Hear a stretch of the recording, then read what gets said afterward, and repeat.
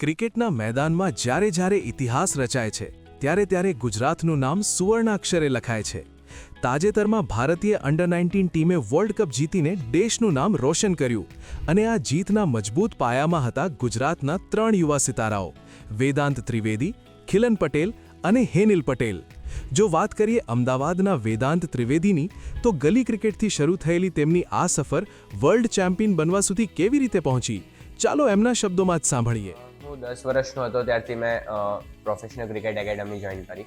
ત્યારબાદ હું 11-11.5 વર્ષનો હોઈશ ત્યારે મેં ઇન્ટર સ્કૂલ ટુર્નામેન્ટ હોય રમવાનું ચાલુ કર્યું હતું. હીરામણી સ્કૂલથી હું રમ્યો હતો અને એમાં મેં પહેલી જ મેચમાં 142 રન કર્યા હતા. ત્યારબાદ મને ડિસ્ટ્રિક્ટ્સમાં સિલેક્શન થયું હતું અને ત્યારબાદ મેં અંડર-16માં ડિસ્ટ્રિક્ટમાં પરફોર્મન્સ કરીને મેં 100 રન કર્યા હતા. એમાં મને સ્ટેટ પ્રોબેબલ્સમાં લેવામાં આવ્યો હતો અને ફર્સ્ટ ટાઈમ હું અંડર-16માં સ્ટેટ રમ્યો હતો. એમાં મેં હેટ્રિક પણ લીધી હતી, 5 વિકેટ પણ લીધી હતી અને સાથે સાથે એમાં મેં 250 પણ કર્યા હતા. તો એના કારણે મને નેશનલ ક્રિકેટ એકેડમીનો પણ કોલ આવ્યો હતો.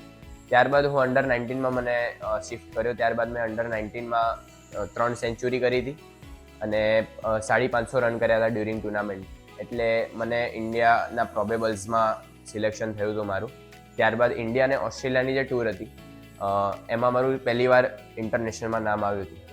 મેં જ્યારે 50 રન કર્યા પાકિસ્તાન સામે, તો જ્યારે મેં મારું બેટ લિફ્ટ કર્યું હતું ત્યારે મને એ મુમેન્ટ પર બહુ સારું લાગ્યું હતું, બહુ પ્રાઉડ ફીલ થયું હતું. અને બીજી વસ્તુ જે વૈભવ સૂર્યવંશીએ લાસ્ટ મેચમાં જે 100 રન કર્યા હતા ત્યારે એનું કંઈક અલગ જ ખુશી મળી હતી, કારણ કે જેને ટીમ માટે કોન્ટ્રીબ્યુટ કર્યું હતું એ વસ્તુની. તો એ વસ્તુ જોઈને કોઈ પણ મોટિવેટ થઈ શકે અને એને આખો ગેમ વન સાઇડેડ તરફ કરી દીધી હતી. તો એ મોમેન્ટ મને બહુ સારું હતું કે અમે લોકો એડેડ શુગર નહોતા લેતા, કારણ કે શુગર તમને એઝ અ મતલબ બોડીને થકવી કાઢે. તો અમે લોકો શુગરનો ઇમ્પેક્ટ નહોતા કરતા, કારણ કે એ વસ્તુ પ્લેયર્સને થકવી દે છે, એમનું રિકવરી નથી સારી થતી. તો એઝ મતલબ આખા બધા ટીમમેટ્સ હતા એમને શુગર બંધ હતી, બાકી એમનું જે પ્રોટીન ને જે એમનું ડાયટ છે એ બધા પ્રોપર રીતે લેતા હતા. અને હું કહું તો મને પણ સ્વીટ મીઠાઈ બહુ ગમે છે, પણ અમે ડ્યુરિંગ ટુર્નામેન્ટ મેં એને વેદાંતે મુશ્કેલ સમયે પાકિસ્તાન સામે 50 ફટકારી ટીમને જીતાડી હતી. ડાયટમાં ખાંડ સુદ્ધા છોડી દેનાર આ ખેલાડી હવે સિનિયર ટીમમાં રમવા માટે સજ્જ છે.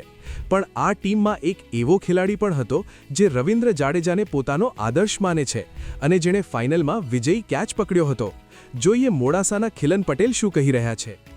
આ ટુર્નામેન્ટમાં સૌથી યાદગાર મોમેન્ટ હતું કે જે મેં ફાઇનલમાં જે લાસ્ટ કેચ પકડ્યો અને એના પછી જે મેં ટ્રોફી જીત્યા, તો એ મારા માટે બધાથી બેસ્ટ મેમરી હતી. મારી જર્ની શરૂ થઈ મોડાસાથી અને ત્યારબાદ હું અમદાવાદ ગયો સવિતા સ્પોર્ટ્સ એકેડમી, ત્યાં પર્સનલ કોચિંગ કરી અને ત્યારબાદ ગાંધીનગર ડિસ્ટ્રિક્ટ ટીમમાં મારું સિલેક્શન થયું અને ત્યાં સારું કર્યું તો મારું સ્ટેટ ટીમમાં સિલેક્શન થયું ગુજરાત માટે અને મેં ત્યાં સારું કર્યું તો મારું ઇન્ડિયાની ટીમમાં નામ આવ્યું. મારા આઈડિયલ છે રવિન્દ્ર જાડેજા અને મને એમની બેટિંગ, બોલિંગ અને ફિલ્ડિંગ બહુ જ પસંદ છે ને એમનું ડિસિપ્લિન અને એમનું એટીટ્યુડ બહુ જ પસંદ.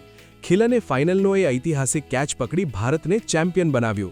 પણ બોલિંગમાં જેમણે જાદુ ચલાવ્યો એ હતા હેનિલ પટેલ. પોતાની ડેબ્યુ મેચમાં જ 5 વિકેટ ઝડપીને હેનિલે બધાનું ધ્યાન ખેંચ્યું હતું. NCAથી લઈને અંડર-19 વર્લ્ડ કપ સુધીની તેની સફર પણ રોમાંચક રહી છે.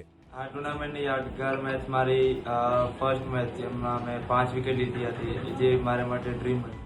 હું ક્રિકેટર બનવા લગભગ 4 વર્ષનો હતો ત્યારથી હું રમતો હતો, પણ મતલબ કે લેધર બોલ ક્રિકેટ હું 11 વર્ષનો હતો ત્યારથી રમવાનું સ્ટાર્ટ કર્યું, એટલે મીન્સ કે 8 વર્ષથી હું રમું.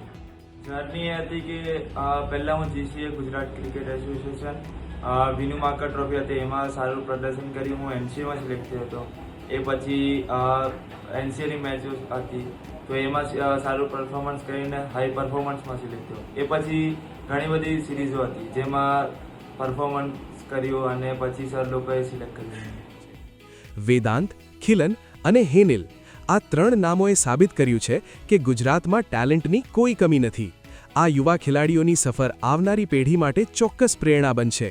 આ ત્રણેય ગુજરાતી સ્ટાર્સને તેમના ઉજ્જવલ ભવિષ્ય માટે ખૂબ ખૂબ શુભેચ્છાઓ.